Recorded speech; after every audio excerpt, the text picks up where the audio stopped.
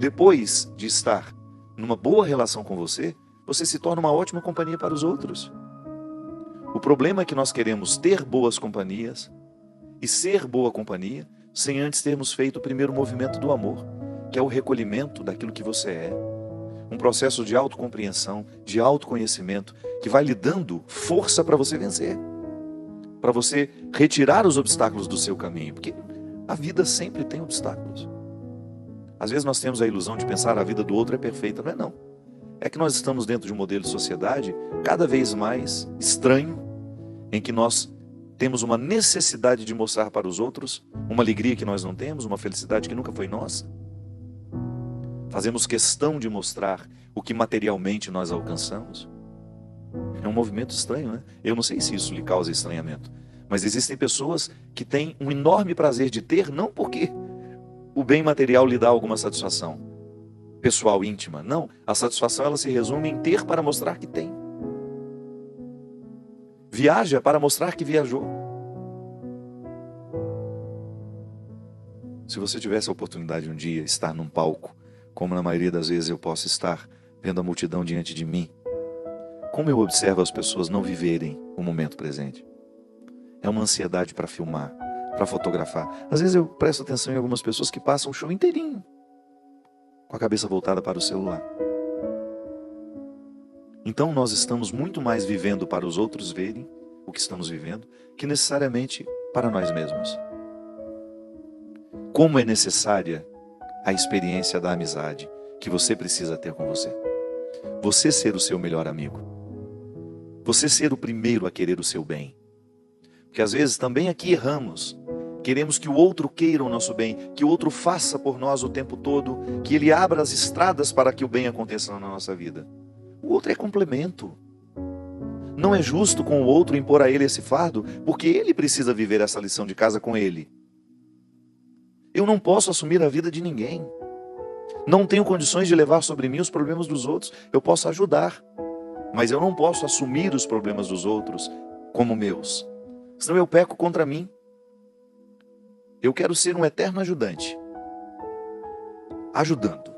Viver para ajudar. Agora, eu quero ter a humildade de saber dizer: esse problema é seu, não é meu. Se você não tomar as rédeas da sua vida, eu não tenho como lhe ajudar. É como dar o remédio para um doente que já decidiu morrer. Se o outro não está acordado e consciente para os esforços que precisa fazer para alcançar as superações que precisa alcançar, eu não posso fazer isso por ele. Então eu preciso ter essa consciência. Há dimensões da minha vida em que eu ando sozinho. Há situações em que eu tenho que enfrentar sozinho, por mais que o outro diga estar ao meu lado. Que bom, que ótimo. Mas eu sei que algumas lições eu nunca farei acompanhado. Então eu sei que eu sou cristão assim. Quando eu descubro a dimensão da amizade pessoal que eu preciso ter comigo, e depois o quanto esse movimento que me beneficiou me ajuda a beneficiar os outros. E aí eu identifico, tenho bons amigos, consegui ter amigos que me influenciam positivamente, que me fazem chegar ao melhor de mim, então eu já alcancei algumas coisas interessantes do cristianismo. Acompanhado de um amigo meu, num problema pessoal, e que o ponto nevrálgico do problema dele é justamente a falta de respeito dele por ele.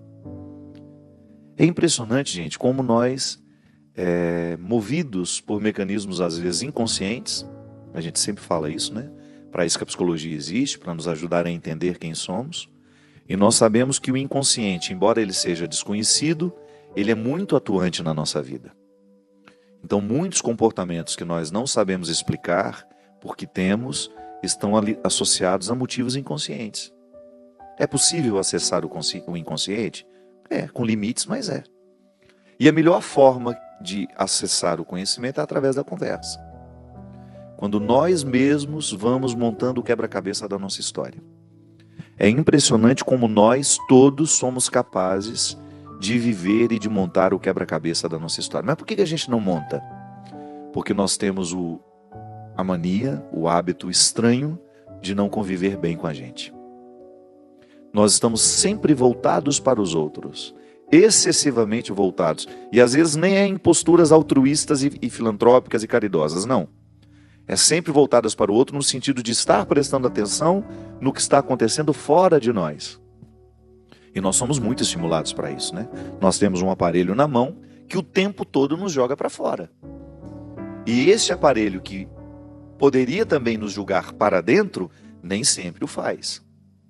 Nem sempre nós procuramos no nosso celular perfis da internet que nos ajudem a pensar as nossas questões interiores, a pensar um pouco a nossa vida. Eu tenho usado muito o meu Instagram para isso nos últimos tempos.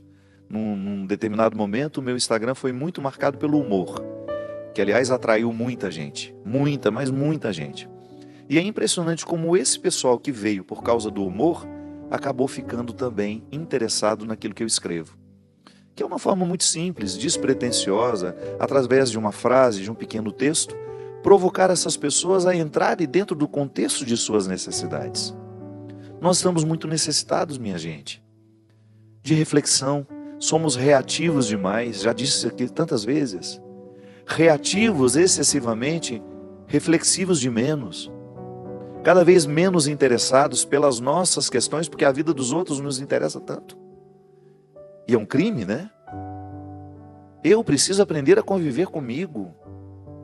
Quanto mais eu decifro os meus códigos interiores, maior é a capacidade que eu tenho de articular a minha verdade, de ter um comportamento mais consciente, de ter mais controle das minhas emoções. E esse amigo que eu estou dizendo para vocês, ele está passando justamente um momento dificílimo, porque ele é o seu maior obstáculo. A falta de amor, a sua falta de amor próprio, desencadeia escolhas terríveis, que ele sabe que ele vai se prejudicar, mas ele não consegue travar aquela escolha. Ele não consegue pensar favorável a si. E isso é muito comum. Nós estamos muito, mas muito adaptados a este mecanismo que nos joga para fora e que dificulta a nossa experiência de amizade própria. Eu preciso ser meu amigo. E para eu ser meu amigo, eu preciso me conhecer. Para que eu tenha atitudes favoráveis a mim, eu preciso ter controle das minhas emoções. As minhas emoções me traem o tempo todo. É impressionante quando eu estou movido pela raiva, eu me prejudico. Tomo decisões apressadas. Nos extremos, né? Sempre perigoso tomar decisões nos extremos. Quando estamos felizes demais, quando estamos tristes demais. O meio termo. Então, quando eu não sei lidar com as minhas emoções, eu acabo sendo um obstáculo para mim. E às vezes nós temos a ilusão de que quem pode nos destruir são os outros. Não.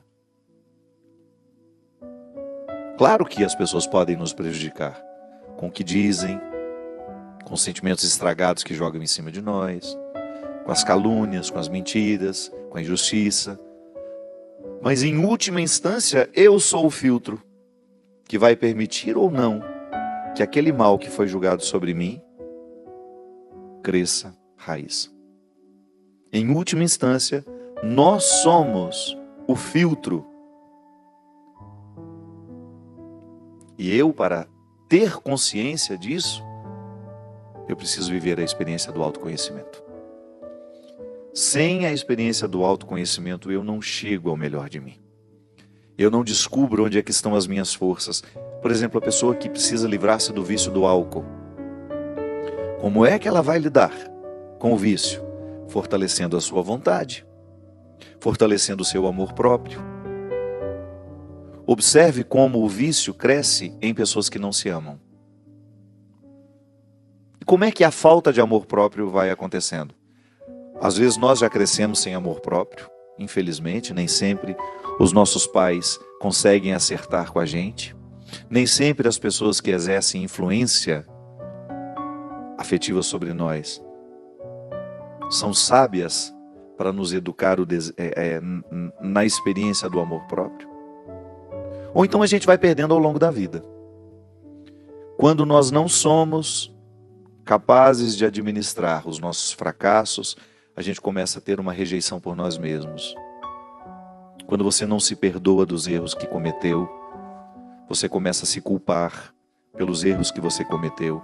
E no horizonte da culpa, o amor próprio é o primeiro que faz as malas e vai embora. onde existe um ser humano excessivamente massacrado, porque culpados todos nós nos sentimos. Não tem como a gente se livrar das culpas.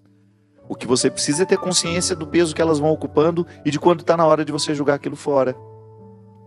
Sentir-se culpado é um movimento natural na vida humana. Agora, aceitar a condenação que as culpas nos trazem, aí já é um exercício de escolha. Então, às vezes, quando eu não sou capaz de me perdoar e eu assimilo o sentimento de culpa, eu inconscientemente vou assumindo comportamentos destrutivos, autodestrutivos. Então eu me saboto o tempo todo. Eu vou e faço tudo errado, sabendo que aquilo me fará mal. O vício é isso. Quando eu não sou capaz de paralisar as situações, as realidades, as substâncias que me intoxicam, que me matam. Eu já disse isso algumas vezes. A mesma coisa que acontece, a relação doentia entre uma pessoa e o álcool, pode acontecer também entre uma pessoa e outra. Da mesma forma como a gente se vicia em maconha, cocaína, nicotina, álcool, eu também posso me viciar em outras pessoas. E quando eu estou viciado em uma outra pessoa, eu fico cego para perceber os caminhos da minha libertação. Então, por isso, minha gente, que em todo o processo de dependência, a primeira coisa que nós vamos fazer é pedir socorro. Porque da mesma forma como o amor próprio foi embora, ele pode voltar. E como é que ele volta? Quando a gente fica bem influenciado. Quando a gente se cerca de pessoas boas. Quando a gente trava os acessos das pessoas que conseguem manter o nosso vício. Porque sim, que você pode observar, existem pessoas que a gente chama de amigas que têm uma capacidade enorme de nos levar para os vícios. Então cuidado. Se você identifica que aquela pessoa ela é tóxica na sua vida, porque ela reforça em você aquilo que você tem de mais frágil, não faz sentido ter essa pessoa na sua história. Não significa que você vai desprezá-la, que você vai achá-la uma pessoa ruim. Não. Você apenas terá a sabedoria de não permitir que ela continue tendo influência sobre você. Não quero mais, então eu bloqueio os acessos. Eu não vou permitir que aquela pessoa me influencie negativamente. E como é que a gente faz? Substituindo por uma pessoa que nos influencie positivamente. E tem muita gente boa por aí. Tem muita gente boa. Tem muito cristão de verdade pronto para poder nos ajudar a fazer o amor próprio voltar ao nosso coração. Então, como é que você recupera uma pessoa alcoólatra? Arrancando o álcool da vida dela? Seria tão simples, né? Não basta privá-la do álcool, mesmo que na hora que ela tiver acesso, ela vai beber. O que a gente precisa fazer é uma faxina emocional. E quem faz a faxina emocional vai aos poucos trazendo de volta o amor próprio. Que é ele que vai criar imunidade. É ele que vai me dando condições de não continuar baixando a guarda para as situações, para as pessoas, para as substâncias que me intoxicam e que me matam. Minha gente, educar o nosso desejo. Nós precisamos fazer isso. Eu preciso educar o meu desejo. Eu preciso desejar coisas boas. Eu preciso cada vez mais refinar os meus sentimentos. Sabe o processo de refinamento? A gente falava aqui antes de pessoas que são ricas e que têm uma nobreza de alma. Elas são finas. Da mesma forma como você também, uma pessoa pobre materialmente, ela tem uma nobreza de alma.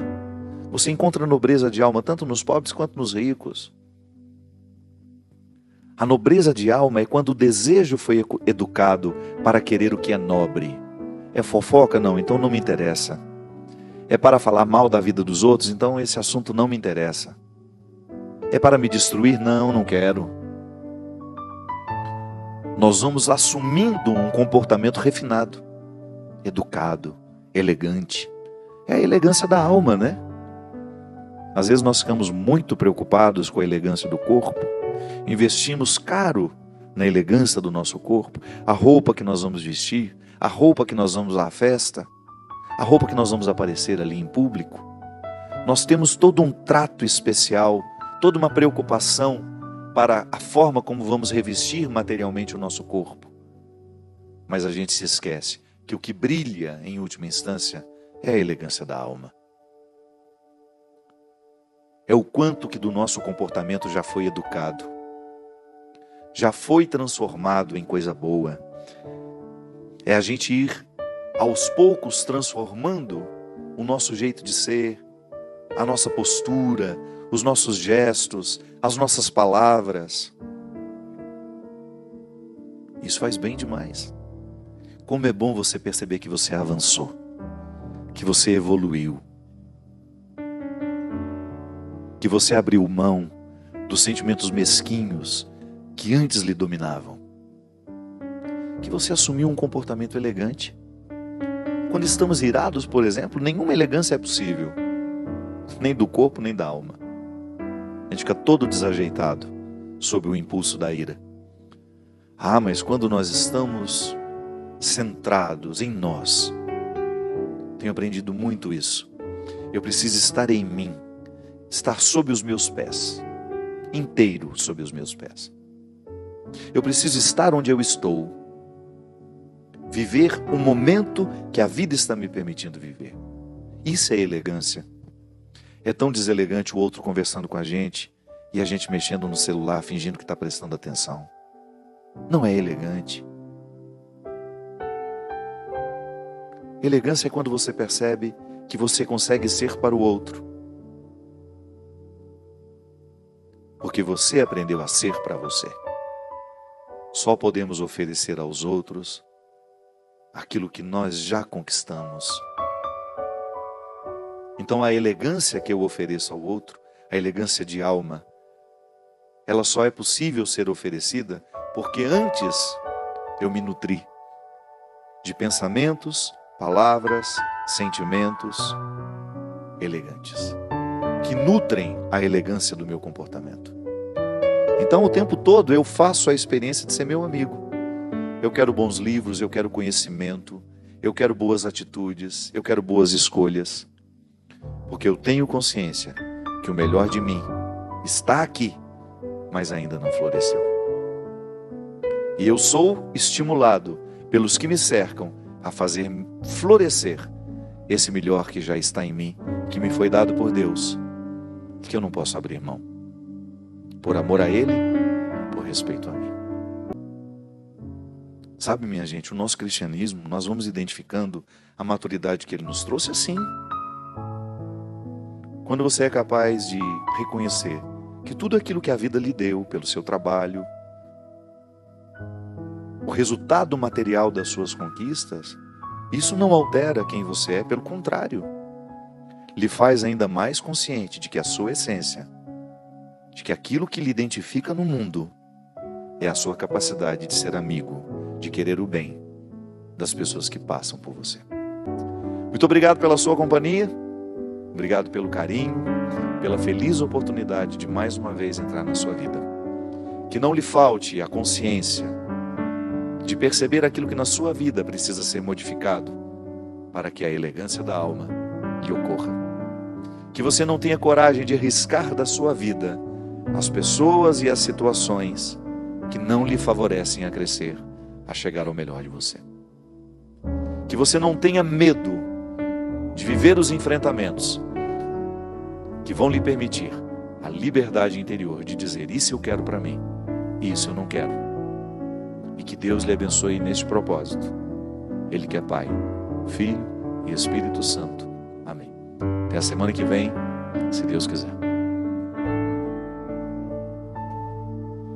Flores são todas as cores de tantos amores que eu nunca esqueci.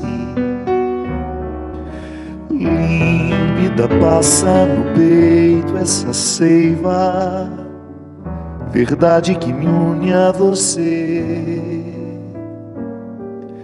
Livre de toda maldade, essa tal de amizade pra mim é raiz.